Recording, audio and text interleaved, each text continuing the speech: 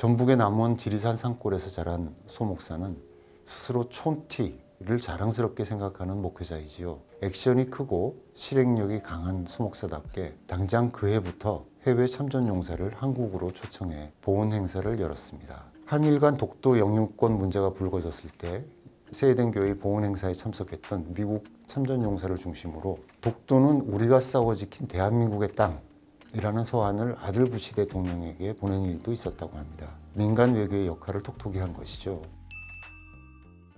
누군가는 해야 하지만 반드시 자신이 하지는 않아도 되는 일을 의무처럼 여기고 성심껏 하는 사람이나 단체가 있습니다. 그런 모습을 볼 때면 가슴이 뭉클해지곤 하지요. 경기 용인의 세해된 교회, 이 교회의 6.25 참전용사 보훈 행사를 볼 때도 마찬가지 느낌이 듭니다. 세해된 교회는 지난 22일 일요일에 용인과 성남, 수원 지역의 국군 참전용사 200여 명을 초청해 나라사람 보훈음악회를 열었습니다. 올해로 19회째입니다. 이에 앞서 지난 6월 13일에서 14일엔 미국 워싱턴 DC로 찾아가 현지 참전용사와 전사자, 실종자, 그리고 그 가족 등 200여 명을 초청해서 보훈 행사를 가졌습니다. 누가 하라고 시킨 것도 아니고 어디서 예산 지원을 해주는 일도 아닙니다. 그냥 교회가 자발적으로 참전용사 보훈 행사를 계속 열고 있는 것입니다. 저는 취재 과정에서 외국의 6.25 참전용사를 만날 기회가 덜어 있었습니다. 에티오피아나 튀르키예를 방문했을 때 그랬습니다.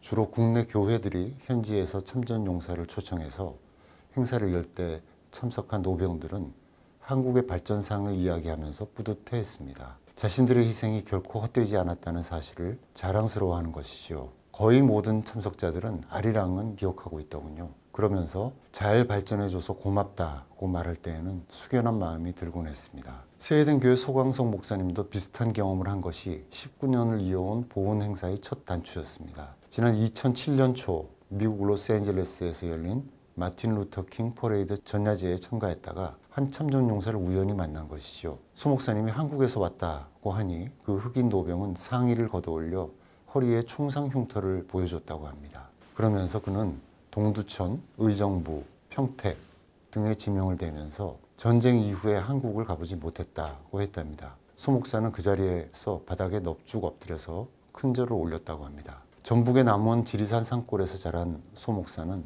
스스로 촌티를 자랑스럽게 생각하는 목회자이지요. 액션이 크고 실행력이 강한 소 목사답게 당장 그 해부터 해외 참전 용사를 한국으로 초청해 보훈 행사를 열었습니다. 오늘날 자유대한민국이 있을 수 있는 것은 6.25 전쟁 당시 헌신하고 희생한 참전 용사들 덕분이다. 이렇게 고마움과 그들에게 은혜를 갚아야 한다는 사명감이었습니다. 그리고 보훈 행사는 2007년 시작 이후 한 해도 거르지 않았습니다. 처음 세해된 교회가 보훈 행사를 열 때는 주변에서 몇 해 하다 말겠지라는 시선이 많았습니다. 국가기관도 아니고 민간, 그것도 개별 교회가 참전 용사들을 매년 초청해서 보훈 행사를 연다는 것이 일반적이지는 않았기 때문입니다. 초청된 노병들의 왕복 비즈니스석 항공료와 특급 호텔 숙식 등 체제 비용을 모두 교회가 부담하는 행사였기에 연례 행사로 개최한다는 것은 대형 교회로서도 쉽지 않은 일이었습니다. 세해된 교회는 1988년 서울 가락동의 상가 지하에서 창립돼 용인죽전에 새 성전을 지어 이사한 것이 2004년이었습니다. 그러니까 보훈 행사를 시작할 때에는 불과 새 성전 이전 3년밖에 지나지 않아서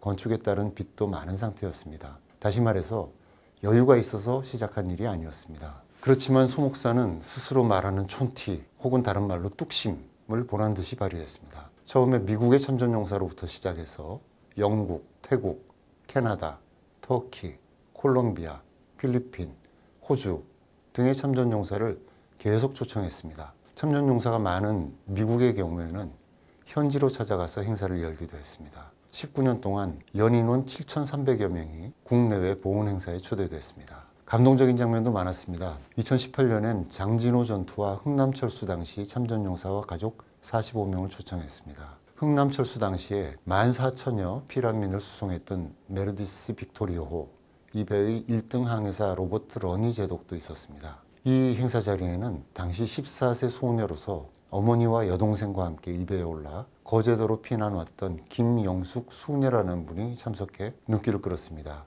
이 수녀는 러니 제독에게 거듭 감사 인사를 올렸습니다. 김 수녀는 당시 선원들이 피난민 여성들을 위해서 선시를 내줘 우리 가족 6명이 편안히 거제까지 올 수 있었다고 회고하기도 했습니다. 참전용사 유가족이 참석한 경우에는 이름이 호명되면 돌아가신 분의 영정사진을 들고 일어섰죠. 그럴 때면 장례가 숙연해지면서 감사의 박수가 터져나오곤 했습니다. 수운스럽게 이어지던 행사는 코로나 팬데믹이라는 복병을 만나서 한때 멈출 뻔하기도 했습니다. 그렇지만 세해된 교회는 멈추지 않았습니다. 교회는 IT 기술을 이용해서 이 팬데믹 파고를 넘었습니다. 2020년 행사는 당초 미국을 찾아서 퇴역 항공모함 위에서 대대적으로 개최할 예정이었습니다. 그러나 코로나 팬데믹이 덮치자 교회는 줌 기술을 이용해서 온라인 화면으로 미국과 캐나다 그리고 태국과 필리핀 이 4개국 참전용사와 유족을 초대했습니다. 팬데믹을 거치면서 지금은 줌 화상회의에 많은 분들이 익숙해졌지만 불과 5년 전만 해도 줌을 이용해서 시간대가 다른 미국, 캐나다와 동남아시아를 동시에 연결해서 한국에서 생중계 행사를 한다는 것은 쉽지 않은 도전이었습니다. 드디어 행사 당일, 저도 그 행사 당일 교회에 가봤는데요. 세해된 교회 예배당에는 바둑판처럼 작은 사각형으로 나는 대형 화면이 등장했습니다. 이 작은 사각형들엔 4개국 참전용사들이 각각의 화면에 등장을 했죠. 작은 화면 속에서 참전용사들이 손을 흔들며 인사하는 모습은 감격스러웠습니다. 집안에 다들 갇혀서 꼼짝도 못하는 상황이었기 때문에 더욱더 감격스러웠는지도 모르겠습니다. 참전용사들에게는 미리 기념품과 선물을 보내드린 상태였고요. 이듬해인 2021년에는 더 기술이 발전했습니다. 메타버스와 딥페이크 기술까지 응용해서 참전용사들이 70년 전 청년 모습으로 인사하는 장면도 연출했습니다. 요즘은 AI 딥페이크까지 많이 등장하고 있지만 당시만 해도 굉장히 신기한 신기술이었습니다. 이런 기술은 코로나 팬데믹 기간 세해된 교회를 비롯해서 개신교계의 온라인 예배에도 활용이 되었습니다. 참전용사 행사를 오래 하다 보니까 갖가지 일들이 벌어졌는데요. 북한도 반응을 했다고 합니다. 소 목사는 지난 2011년 평양을 방문한 적이 있는데요. 당시에 조선 그리스도교 연맹, 흔히 조구련이라고 줄여서 부릅니다. 위원장이었던 강형섭으로부터 우리와 싸우자는 거냐? 라는 말도 들었다고 합니다. 참전용사 초청 보훈 행사가 북한에까지 알려져 이를 두고 불편한 심기를 표출한 거죠. 비단 북한의 반응뿐 아니라 정권의 향배와 정치 상황 변화에 따라 국내에서 열리는 6.25 보훈 행사와 한미동맹을 기념하는 행사도 분위기가 달라지고는 했습니다. 그렇지만 19년간 세해된 교회의 보훈 행사는 변함없이 계속되고 있습니다. 19회를 이어오는 동안 참전용사 보훈 행사는 세해된 교회의 트레이드 마크가 되었습니다. 미군 참전용사가 참석할 때에는 아들 부시와 오바마, 트럼프까지 역대 미국 대통령이 축전을 보내오기도 했습니다. 한일 간 독도 영유권 문제가 불거졌을 때 세해된 교회의 보훈 행사에 참석했던 미국 참전용사를 중심으로 독도는 우리가 싸워 지킨 대한민국의 땅이라는 서한을 아들 부시 대통령에게 보낸 일도 있었다고 합니다. 민간 외교의 역할을 톡톡히 한 것이죠. 미래 세대에 대한 애국심 교육은 저절로 이루어졌습니다. 이 교회의 청년, 청소년 신자들은 영어 자원봉사로 참전용사들의 방한 일정을 일일이 챙겼습니다. 버스에서 내리는 참전용사들에게 한미 양국의 국기를 흔들던 꼬마들이 장성해서 통역 봉사에 나서기도 했고요. 참전용사들은 고령화되고 있습니다. 현재 평균 연령이 90대입니다. 국내의 경우 지난 5월 말 현재 참전용사가 3만 명 정도로 집계됐다고 합니다. 작년 같은 기간보다 8천 명 정도가 줄었다고 하죠.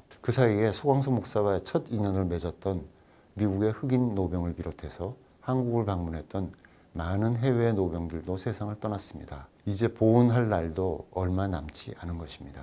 지난 22일 음악회에서 소광수 목사는 올해는 6.25 전쟁 75주년을 맞는 해이다. 대한민국은 당시 전쟁으로 폐허가 됐다. 희망이라고는 찾아볼 수 없었다. 그러나 그 참혹한 고난의 땅에도 다시 꽃은 피었고 희망의 봄은 다시 다가오기 시작했다고 말했습니다.